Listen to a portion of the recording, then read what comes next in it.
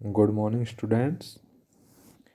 आज हम महासागरीय परिवहन की दो महत्वपूर्ण मार्ग स्वेज नहर और पनामा नहर के बारे में अध्ययन करेंगे। जैसा कि आप जानते हैं, स्वेज नहर विश्व की सबसे बड़ी व्यापारिक नहर है और यह नहर भूमध्य सागर और लाल सागर के मध्य स्थित है। जैसा कि उपरोक्त चित्र में दिखाया गया है, यह नहर पर्टिकुलर्स इधर इसके ऊपर भूमध्य सागर है, नीचे ये लाल सागर है। इन दोनों के मध्य अगर भूमध्य सागर की तरफ देखेंगे तो पोर्ट सईद है और अगर लाल सागर की तरफ देखेंगे तो पोर्ट स्वेज है। इन दोनों पोर्ट्स को जोड़कर ये नहर का निर्माण किया गया। अब इस नहर में की खुदाई 1859 में अलेक्जेंड्रिया में स्थित फ्रांसीसी दूतावास इंजीनियर फर्डिनेंड डी लेसेप्स के निर्देशन में आरंभ हुई और लगभग 10 वर्ष तक कार्य चलने के बाद 1869 में इस नहर से जलयानों का आना जाना आरंभ हुआ। इस नहर की लंबाई 162 किलोमीटर है, औसत चौड़ाई 60 किलोमीटर और गहराई लगभग 10 मीटर है। 1956 में मिस्र सरकार ने इस नहर का राष्ट्रीयकरण कर लिया। अनुमोदन 1967 में यूएनओ या संयुक्त राष्ट्र संघ ने भी इसका अनुमोदन कर दिया कि ये मिस्र के अंडर में रहेगी। तब से लेकर इसकी सुरक्षा का जिम्मा मिस्र सरकार का है। मिस्र के राष्ट्रीयकरण से पूर्व यह नहर ब्रिटेन और फ्रांस के अधिकारक क्षेत्र में थी। स्वेज नहर के उत्तरी छोर में, जैसा मैंने बताया था, पोर्ट सईद है और दक्षिणी छोर में पोर्ट स्वेज है। इन दोनों पत्तनों के मध्य आप देखेंगे तो 3 झीलें हैं जिनके बीच स्थल काटकर उन्हें परस्पर मिला दिया गया। सबसे उत्तर में आप देखेंगे मेंझाला झील है। इसके उत्तरी तट पर सईद स्थित है। इसके दक्षिण में ग्रेट बीटर आप देखेंगे, ग्रेट बीटर झील और लिटिल बीटर झीलें हैं जो लाल सागर के निकट है। पोर्ट सईद के दक्षिण मेंझाला झील को पार करती हुई यह नहर अलकतारा, अल्फिदान, इस्माइलिया से होती हुई ग्रेट बीटर झील और ग्रेट लिटल झील में प्रवेश करती है, अंत लाल सागर में मिल जाती है। नहर के पश्चिमी तट पर स्वेज और पूर्वी तट पर तौतिक समुद्र पत्तन है। स्वेज नहर जल को नियंत्रण करने हेतु कोई फाटक लोक लगाने की आवश्यकता नहीं है। दोनों बीटर झीलों में पर्याप्त स्थान होने से यहाँ लंगर डालकर जलयानों को ठहरने की सुविधा है। तो लिटिल बीटर झील और लाल सागर के बीच 50 किलोमीटर मार्ग सीधा है। तो इस प्रकार यह इसकी संरचना को प्रदर्शित करता है।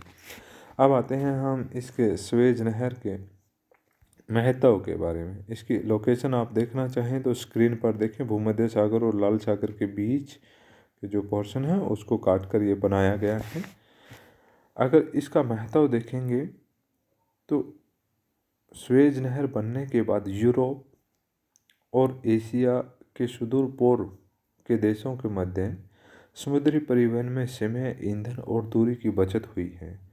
अगर फॉर एग्जांपल आप देखें, लिवरपूल से मुंबई के बीच लगभग 8000 किलोमीटर की दूरी कम हुई है। लंदन से टोक्यो के बीच 5000 किलोमीटर, न्यूयॉर्क से मुंबई के बीच 4500 किलोमीटर की दूरी की कमी आई है। इससे पूर्व और पश्चिम के व्यापार को प्रोत्साहन मिला है। विशेष तौर पे ग्रेट ब्रिटेन, कॉमनवेल्थ देशों के बीच व्यापार में वृद्धि हुई है। शांति व युद्ध दोनों समय में स्वेज नहर का विशेष महत्व है। इस नहर से एक दिन में लगभग 25 जहाज आ जा सकते हैं। 2 जहाज एक साथ नहीं निकल सकते हैं। 12 घंटे का लगभग टाइम लेता है।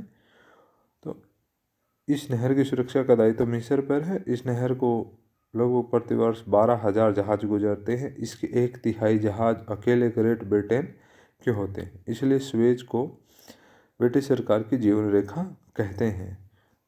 तो इसी प्रकार आप देखेंगे, ये तो दूरी के संदर्भ में इसका महत्व था, जिससे पर्टिकुलर ट्रेड के दौरान समय की बचत होती है, ईंधन की बचत होती है और लगने वाले कॉस्ट की भी बचत होती है। अब देखते हैं सुएज नहर के जरिए किस किस प्रकार विभिन्न देशों के बीच संबंध स्थापित हैं या ट्रेड संबंध स्थापित हुए हैं। सुएज नहर पश्चिमी यूरोप, उत्तरी अमेरिका के औद्योगिक क्षेत्रों और एशिया और पूर्वी अफ्रीका के कृषि प्रधान क्षेत्रों को जोड़ती है। यानी कि आप देखेंगे इसके एक और कृषि प्रधान क्षेत्र हैं, दूसरे और औद्योगिक क्षेत्र हैं।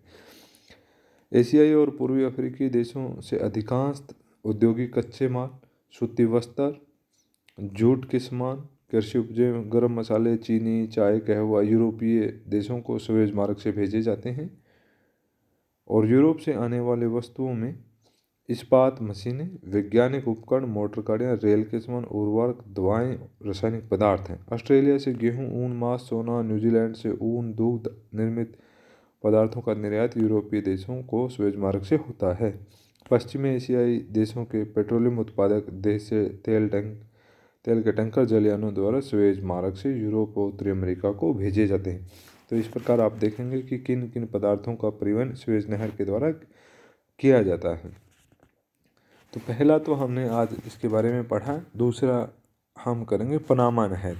पनामा नहर की अगर आप लोकेशन देखेंगे तो यह अटलांटिक महासागर और प्रशांत महासागर को मिलाने वाली नहर है।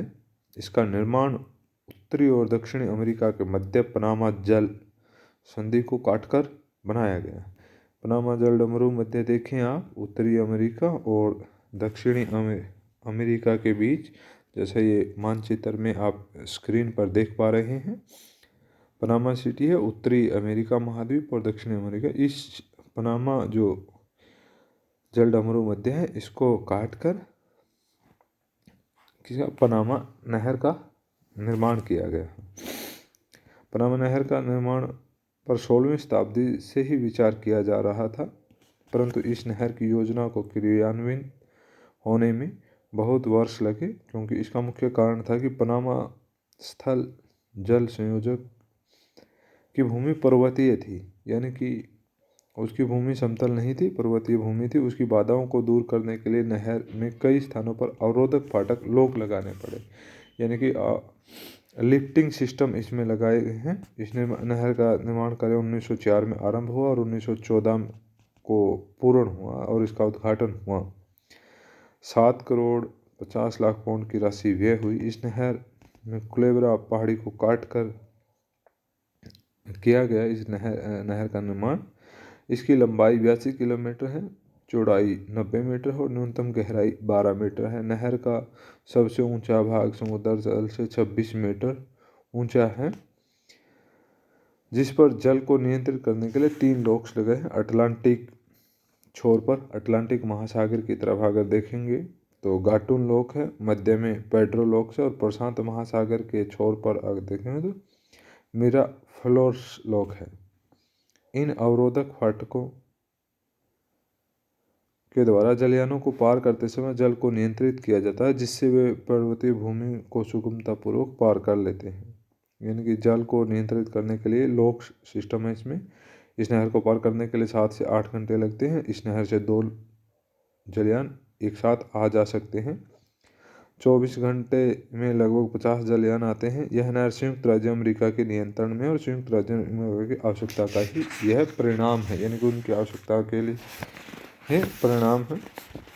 अगर आप इस नहर का महत्व देखेंगे तो पनामा नहर ने कैलिफोर्निया में सोने की खदानों के विकास को महत्वपूर्ण योगदान दिया। पनामा नहर बनने से पूर्वी यूरोपीय देशों के जहाज और उत्तरी अमेरिका के जहाज जो पैसिफिक को जाना चाहते थे, उनको दक्षिणी अमेरिका के केप हॉर्न के चक्कर लगाकर जाना होता था।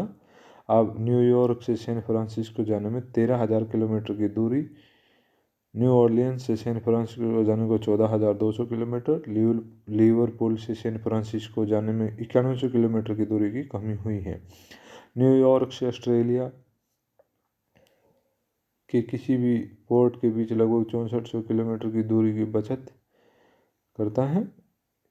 पनामा मार्ग के केप हॉर्न और मैगेलन जल संयोजी मार्गों की अपेक्षा बहुत अधिक सुरक्षित भी है, क्योंकि इस मार्ग में वैसे तूफान और हिमशैल्स नहीं आते हैं जैसे कि उत्तरी अटलांटिक महासागर या केप हॉर्न के जो उसमें केप हॉर्न से होकर जो चक्कर लगाते समय आते थे। तो इस प्रकार ये सेफ भी है और दूरी भी इससे कम हुई है। पनामा नहर के होने से किन क्षेत्रों के मध्य व्यापार में वृद्धि हुई है, इसकी आप लोकेशन देखें। संयुक्त राज्य अमेरिका के पूर्वी और पश्चिमी भाग में काफ़ी नज़दीक हुई और व्यापारिक सुगमता बढ़ी है। संयुक्त राज्य अमेरिका के पूर्वी भाग और दक्षिण अमेरिका के पश्चिमी भाग आप देखेंगे तो संयुक्त राज्य अमेरिका के पूर्वी भागों को और दक्षिण अमेरिका के पश्चिमी भाग, इसी प्रकार से संयुक्त राज्य अमेरिका के पूर्वी भाग और ऑस्ट्रेलिया और न्यूजीलैंड, संयुक्त राज्य अमेरिका के पूर्वी भाग और पश्चिमी भाग और एशियाई देश जापान, चीन आदि में भी पश्चिमी यूरोप और उत्तर व दक्षिण अमेरिका के पश्चिमी भागों में भी यूरोप व्यापार को प्रोत्साहन मिला है। पनामा नहर जल मार्ग के द्वारा ऑस्ट्रेलिया व न्यूजीलैंड से मक्खन, पनीरें, खाले कुछ धातुओं को उत्तरी अमेरिका के पूर्वी तटों पर स्थित नगरों को पहुंचाया जाता है। इस नगर से होकर जाने वाले ब्राज़ील की कॉफ़ी, वन उत्पाद, तांबा, जस्ता, टीन, लोहा, पेरू के नाइट्रेट, इक्वाडोर के सिनकोना, बोलिविया से चांदी, वेनेजुएला से पेट्रोलियम, पश्चिमी द्वीप समूह को केला, चीनी, कपास, तंबाकू जैसे पदार्थ लेकर चलते हैं। पूर्वी संयुक्त राज्य अमेरिका से पनामा नहर होकर जापान को जाने वाले जहाज खाद्य पदार्थ को कोयला, केला, स्क्रैप, लोहा, फास्फोरस और कपास लेकर जाते हैं। तो इस प्रकार आप देखेंगे कि दोनों ही नहर बहुत ही महत्वपूर्ण है और विभिन्न क्षेत्रों के बीच व्यापारिक संबंधों को बढ़ाने के लिए एक और उनके बीच शॉर्टेस्ट जो समुद्री मार्ग की दूरी प्रोवाइड करने में इन नहरों का बहुत ही एक विशेष महत्व है। अगर आप इनकी तुलना करना चाहें तो स्वेज नहर में पर्याप्त समतल भूमि है तो कोई लॉक सिस्टम नहीं है, जबकि पनामा नहर में 3 लॉक्स होते हैं, इससे गुजरने वाले जलयानों को असुविधा होती है। स्वेज नहर की गहराई अपेक्षाकृत अधिक है, पनामा की गहराई कम है। स्वेज नहर एक प्रकार से स्वतंत्र नहर है। पनामा नहर को प्रशांत महासागर की नहर कहते हैं, इस पर संयुक्त राज्य अमेरिका का एकाधिकार है। स्वेज नहर से गुजरने वाले जलयानों पर अधिक कर वसूला जाता है, पनामा नहर से गुजरने वाले जलयानों पर अपेक्षाकृत कम कर लिए जाते हैं। स्वेज नहर मार्ग में कई स्थानों पर बंदरगाहें हैं जिन पर ठहरकर जलयान ईंधन प्राप्त कर सकते हैं, जिनको पोर्ट ऑफ कॉल भी कहा जाता है। पनामा नहर पर जलयानों को ईंधन प्राप्त करने की सुविधा नहीं है। स्वेज नहर सघन जनसंख्या वालों को जोड़ते हैं, क्षेत्रों को जोड़ते हैं, जबकि पनामा जनशून्य, जंगली और पहाड़ी भागों से निकलती है। स्वेज नहर से एक समय 2 जलयान नहीं निकल सकते एक साथ, जबकि पनामा नहर से ये निकल सकते हैं। तो आज के लिए हमारा ये अध्ययन स्वेज नहर और पनामा नहर का हमने किया। Thank you.